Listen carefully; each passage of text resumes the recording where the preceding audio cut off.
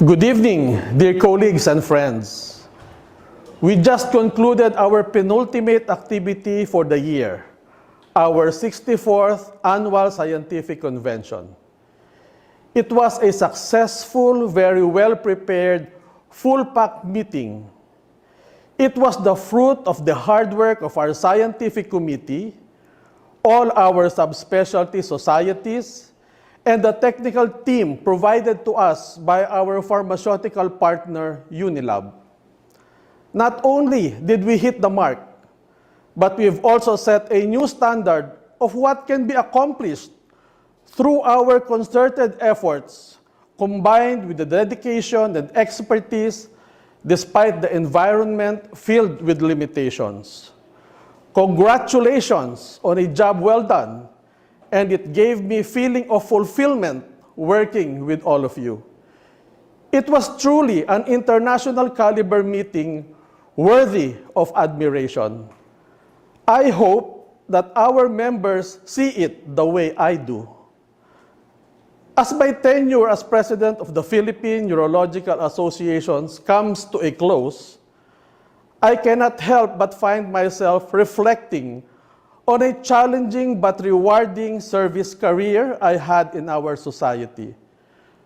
Looking back, I am proud of what I had contributed to the PUA after having served as the scientific chairman for 5 conventions, after working solely on behalf of the PUA to make Philippines be part of the East Asian Society of Endourology in 2007, after being the scientific chairman of 2, including the first PUA-AUA convention back in 2016 in California, after being the chairman and overall in charge of 2 major PUA conventions, after having served as part of the Executive Council for 7 years, where I served as the president this year, I believe that I had contributed a significant part of myself to the welfare of our society.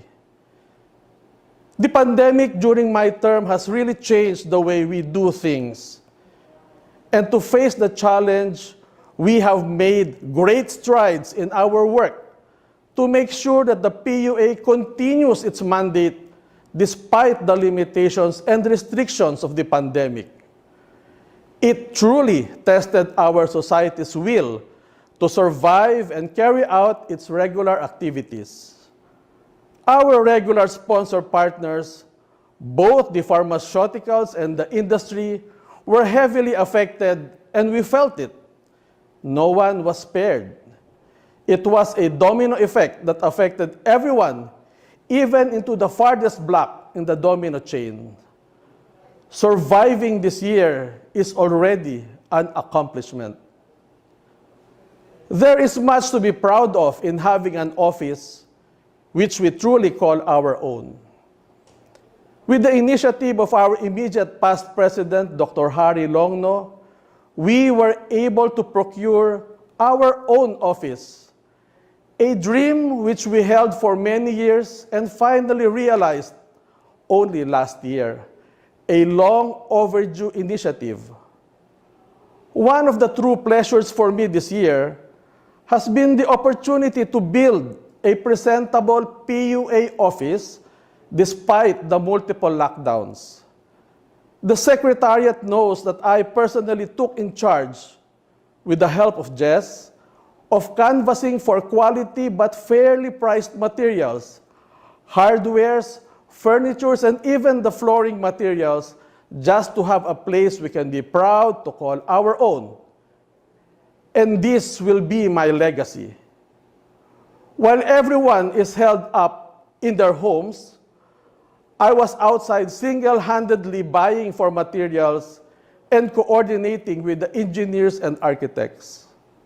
So finally, with the full trust, support, and confidence of the entire Executive Council, I was able to transform an old residential house to a functional office, ideal and conducive to be a working place despite the restrictions of the pandemic.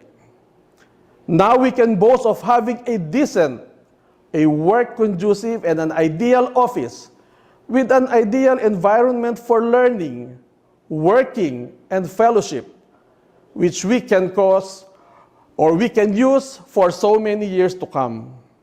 It is but fair that I recognize the members of our society who rendered tremendous service to PUA this year. I do recognize the dedication, the hard work, and unselfish care of the members of the Executive Council, the reliable and the strong, well-versed Secretariat, and all the hard-working committees, namely the Men's Health Committee, the Research Committee, the Website Committee, the Review Committee, the Skills Committee, the Cancer Committee, the Scientific Committee, and Socials Committee, who, even with the challenges and limitations of this pandemic, determined to continue and carry out our lined-up regular activities despite the limited funds, contributing their time, effort, and talents without barriers. Through our interactions, I have gained insight into our members and was impressed by the level of their commitment, professionalism, and dedication they have for our society. And I would like to take this opportunity to thank them all. They are truly the strength of our organization.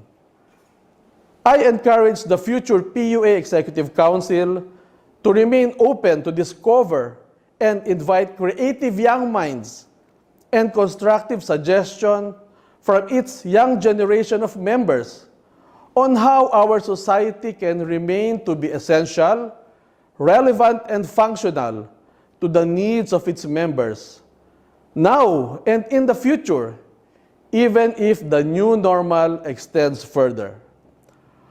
Our society is a repository of very promising, talented, innovative, and creative young urologists who are potential qualified leaders of our association. The PUA is still in the process of finalizing and completing the signatories of the implementing rules and regulation provisions of the one PUA. While there remains to have some constraints, I can foresee that its approval, with everyone's support, is at hand. May I reiterate our objective in one PUA, that is to keep PUA as one universally recognized, united, cooperative, and financially stable society with common objectives, goals, and ambitions. What is best for our society is what drives the Executive Council to have the IRR formalized. Although there were some issues voiced out in our recent business meeting, I appreciate the expression and voicing out of sentiments of our members and looks at it in a constructive way. I trust that the new team of Executive Council will look into this in order to find a win-win solution that will benefit all involved parties. This is the essence of democracy we uphold and truly value within our society to preserve its unity. The EC should remain committed in ensuring a culture where the chapters, the subspecialty societies are respected and valued so that we can reach our full potential as one society, sustaining our mission and vision along the way. I am truly proud to report that I will be leaving my position as president of the PUA with our society remaining financially stable and in healthy status despite the challenges of getting sponsors and spending for the acquisition and renovation of our office and yearly operational expenses. Our funds, if remains checked, would be able to sustain our society and our activities for the years to come. Despite the limitations and dwindling number of supporting pharma and industry partners, I am looking at a satisfactory net income this year, an amount which we rarely achieve during the recent pre-pandemic times. Having said that, the PUA should continue to find ways to achieve sustainable developmental goals and innovate in order to remain financially healthy, in order to carry out its mandate to all our members. Although some would say that we focus much on financial matters, I truly believe that our society, to be able to achieve its goals and purpose, it should be financially stable and sound. And that is the reality. So needless to say, we should continue to work together and maintain a symbiotic relationship with all our chapters, subspecialty societies, and to our ever-supportive pharmaceutical and industry partners. Although my small accomplishments have given us great momentum, the PUA still faces many challenges ahead. I trust that the current and future Executive Council members of the PUA would commit to adopt measures, diversify, and continue making strategy maps to adapt to the changing needs of our organization in order to maintain a strong, united, and financially stable One PUA that will carry our society to higher heights for the next generations. Our organization is strong and hope that it will remain to be that way. Our commitment and loyalty to our society and to each other will get us into the bright and stable future that we deserve if we remain united. As I come to the final stages of my term, I would like to say how grateful I am for all the people who supported and worked with me and trusted me during my one-year term, both within and outside our society. The work was challenging and at the same time fulfilling. The only satisfaction I get is knowing that I will be leaving the PUA in stable condition. I need to make special mention once more and thank the Executive Council members of 2021, to our ever-reliable Secretariat, to the hard-working and dedicated men and women of committees who had worked hard to make all our activities going, and to our ever-supportive pharmaceutical and industry partners for making this year 2021 successful and allowing PUA to rise up to the challenge. For those who I might have forgotten to mention, forgive me. I would personally approach you and thank you once I remember. But rest assured, I would forever be grateful to these men and women who stayed with me during my term.